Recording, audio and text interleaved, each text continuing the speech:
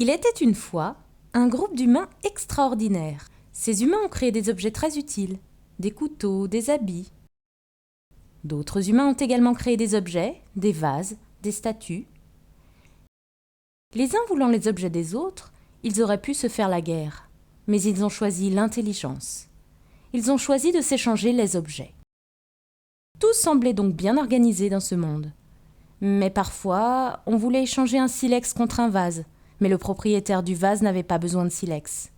Par contre, il avait besoin d'une peau de bête, mais le propriétaire de la peau de bête ne voulait pas d'un vase, il avait plutôt besoin d'un silex. L'un a d'abord commencé par troquer contre un bien qu'il ne voulait pas, pour avoir ensuite la possibilité de troquer contre un bien qu'il voulait. Mais vous avouerez que c'est bien compliqué. Et c'est encore plus compliqué lorsqu'il y a plus d'échangeurs. C'est alors qu'un voyageur venu de loin montra un bien rare que tout le monde voulait posséder, des petits coquillages. Ce voyageur échangea ces petits coquillages contre des silex, des pots, des vases, et repartit. Dans la communauté, celui qui avait eu le plus de coquillages montrait à tous qu'il était doué, qu'il avait de la valeur. Alors vint l'idée de s'échanger entre leurs biens contre des coquillages. « Je veux t'échanger mon vase contre ton silex, mais tu ne veux pas de mon vase ? Par contre, tu veux bien de mes coquillages rares pour montrer ta puissance. Alors je t'échange quelques coquillages contre ton silex. Tu pourras ensuite soit les porter autour du cou, soit les échanger contre des biens qu'un autre voudra bien échanger contre tes coquillages. » Ainsi est née l'idée de la monnaie. Il y a eu le troc primaire, il y aura désormais la monnaie, un troc secondaire qui permet de faciliter les échanges nécessaires à notre survie. Tout semblait donc bien organisé dans ce monde, jusqu'au jour où un des échangeurs s'est aperçu en voyageant qu'il suffisait de se baisser pour ramasser des coquillages. Inutile alors de se fatiguer à travailler pour avoir les biens des autres. Je viens chercher des coquillages, et dans mon village éloigné, je serai le roi. Aussitôt dit, aussitôt fait. Et effectivement, à son retour, il fut le roi. Mais ça faisait beaucoup de coquillages, et tout le monde finissait par porter de gros colliers. La rareté commençait à disparaître. En plus, certains petits malins se sont demandé comment le roi avait obtenu tous ces coquillages. Ils firent alors le même voyage et ramenèrent à leur tour plein de coquillages. Mais alors, s'il suffit de se baisser pour avoir des coquillages, ce bien n'est plus rare du tout. Et celui qui en porte autour du cou pour montrer sa puissance, c'est juste ridicule. La monnaie venait de connaître sa première crise. Trop de monnaie égale perte de sa valeur et perte de confiance. Mais dans un autre endroit, il y avait un bien plus rare que les coquillages, du métal. Et là, ce métal, il ne suffisait pas de se baisser pour en avoir. Il fallait creuser. Il fallait avoir le territoire bien précis pour en trouver. Il fallait travailler dur, avoir la connaissance pour faire fondre le métal. Plus de risque de voir n'importe qui avoir cette monnaie en se baissant. La monnaie métal allait rester rare. Les pièces sont ainsi nées et les échanges facilités.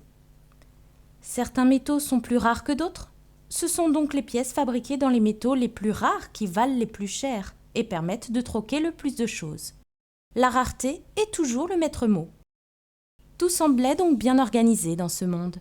Les seigneurs, les abbayes et autres dirigeants de territoire avaient droit de frapper monnaie, c'est-à-dire qu'ils avaient le droit de faire de la monnaie autant qu'ils le voulaient.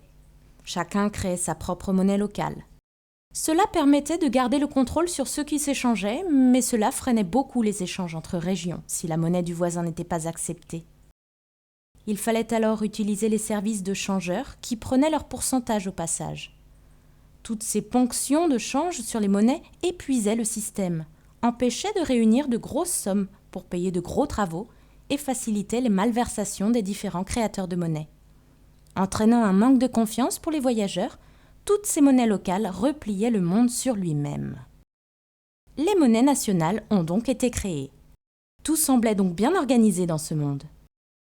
Mais la civilisation humaine ne vivait plus dans des cavernes. Elle construisait des maisons, des châteaux, des cathédrales. Elle faisait des guerres coûteuses. Elle échangeait de grandes quantités de marchandises. Et pour payer tout cela, il fallait de grosses sommes de monnaie. Ce qui a fini par poser de nombreux problèmes. Beaucoup de pièces différentes circulaient et compliquaient les échanges, car chacune pouvait avoir une valeur différente. Il fallait vérifier chaque pièce, car la fausse monnaie existait. Il manquait parfois de métal pour faire ces pièces, et tout ce métal était très lourd à transporter. L'humain a donc créé une monnaie plus facile à faire et plus légère, la monnaie papier. Tout semblait donc bien organisé dans ce monde. Mais cette monnaie papier était comme la monnaie métallique et comme les coquillages. Pour avoir de la valeur, elle devait être rare. Vous n'avez pas le droit de créer de la monnaie papier. Seuls certains organismes sont autorisés à créer de la monnaie papier. Et chaque fois que ces organismes oublient que la monnaie doit être rare, la monnaie perd de sa valeur. On l'a vu avec les assignats et d'autres valeurs papier. C'est pour cela qu'on a inventé l'équivalence monnaie-papier métal précieux. Pour un billet fabriqué, il fallait avoir la même valeur en métal précieux dans ses réserves. Ainsi, la monnaie papier restait rare et chacun gardait confiance dans cette rareté. Tout semblait donc bien organisé dans ce monde. Mais la civilisation humaine continuait à grossir et à avoir de grosses demandes en moyens d'échange. Et l'équivalence billet-or devenait un problème. Il fallait des réserves d'or de plus en plus gigantesques et il n'y aurait bientôt plus assez d'or pour continuer à imprimer des billets nécessaires aux échanges entre humains. L'or était trop rare ou son stockage prenait trop de place. Les gouvernements ont donc abandonné l'équivalence monnaie-or. Les échanges étaient ainsi facilités et tout semblait donc bien organisé dans ce monde. Le marché des biens et services est régi par la monnaie.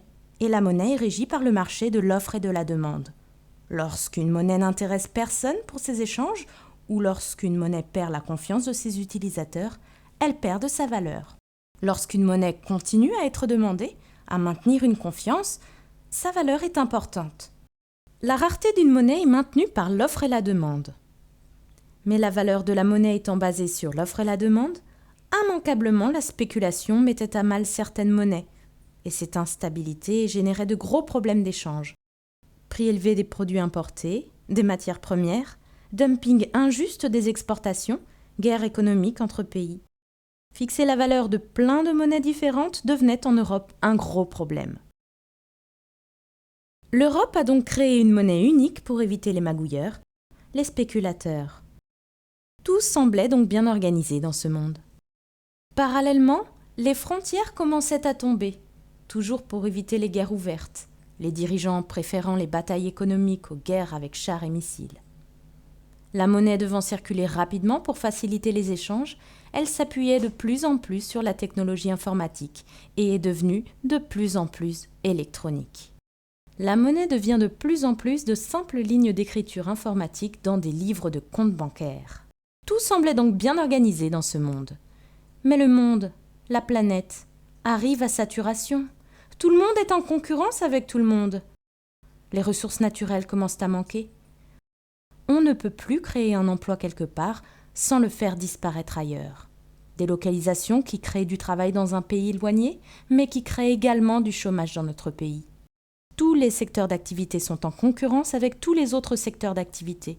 Lorsqu'un secteur d'activité se crée, c'est au détriment d'un autre. C'est le même principe pour les budgets des ménages. Si un ménage dépense plus dans le téléphone portable, il devra dépenser moins dans un autre secteur, comme la culture, la nourriture, etc. On aimerait tous avoir un budget extensible. Hélas, il est impossible de tous avoir un budget qui augmente, car plus de budget équivaut à plus de monnaie. On se retrouverait alors dans la situation des hommes préhistoriques et de leurs coquillages. Souvenez-vous, lorsque tout le monde avait plein de coquillages, le système s'est écroulé, faute de rareté de la monnaie coquillage. Nous avons ici le même problème. Nos budgets doivent être limités pour maintenir une rareté nécessaire à la valeur de la monnaie. Si tout le monde avait un budget illimité, la monnaie ne vaudrait plus rien et le système s'écroulerait. Plus personne n'ayant confiance dans une monnaie trop abondante. Conclusion. Nous sommes prisonniers des budgets limités parce que la monnaie doit rester rare. Certains humains se sont crus plus forts que d'autres. Ils ont dit « La monnaie, on en fait ce qu'on veut. Revenons en arrière, nous ferons mieux. » Ils ont donc fait fonctionner la planche à billets sans prendre en compte la notion de rareté. Résultat, la monnaie continuait à gérer les rapports humains, mais ne servait à rien. Rappelez-vous, pour avoir de la valeur, La monnaie, quelle qu'elle soit, doit être rare. Si tout le monde en a suffisamment, est-ce qu'elle est rare? Non. Pour qu'elle soit rare, tout le monde ne doit pas en avoir. C'est injuste, mais c'est un principe fondateur de la monnaie. Les gens étaient payés avec de la monnaie. Ils devaient faire leurs courses dans des magasins, mais les magasins n'étaient pas assez approvisionnés. Pourquoi? Étant payés autant à travailler qu'à ne pas travailler, devant obéir à des ordres, à des plans qui ne les concernaient pas, et non obéir à leur conscience de faire du bon travail, les biens et services n'étaient plus produits en nombre suffisant. Lorsque vous vivez dans une société monétiste, avoir de la monnaie permet d'assurer votre survie. Mais lorsque cette monnaie ne vaut rien, vous perdez ce désir d'obtenir de la monnaie, tout en étant obligé d'en avoir. Il y a de quoi devenir fou. Vous n'avez pas envie d'avoir de la monnaie parce qu'elle ne vaut rien, mais vous êtes obligé d'en avoir parce que la plupart des choses restent payantes. La société se démotive, se désagrège, et la criminalité continue à exister en utilisant la violence pour obtenir les biens rares. Deuxième conséquence, la relation bien égale monnaie existant toujours, un marché parallèle en devises étrangères a vu le jour. Ces devises étrangères étaient rares, elles avaient donc de la valeur. La corruption était toujours possible. La monnaie n'est pas un simple outil, un simple moyen. Pour qu'il coupe, un sécateur doit être bien fait, avoir des lames affûtées, etc. Mais si vous mettez plusieurs sécateurs l'un à côté de l'autre, vos sécateurs ne vont pas mieux ou moins bien fonctionner, qu'il y en ait 1, 10 ou 100. La monnaie, elle, fonctionne mieux lorsqu'elle atteint un certain équilibre physique de rareté. Si elle est trop rare, on n'arrive pas à échanger ce que l'on veut. Si elle est trop nombreuse, elle perd de sa rareté, de sa valeur. Cet équilibre permanent à atteindre n'en fait pas un simple outil, un simple moyen. Un autre élément primordial est que la monnaie dépend directement de la psychologie humaine. Qu'elle soit physiquement rare ou abondante, ou juste au bon équilibre, si le cerveau humain n'a plus confiance, elle perd de sa valeur et la monnaie s'écroule. Si le cerveau humain a peur, la monnaie est stockée et ne circule plus assez. Si la monnaie n'est pas assez bien répartie, la monnaie est volée d'une manière ou d'une autre. Bref, la monnaie est donc vivante car intimement liée à la psychologie humaine. Par conséquent, les personnes imaginant que la monnaie est un simple outil, un simple moyen, se trompent sur toute la ligne.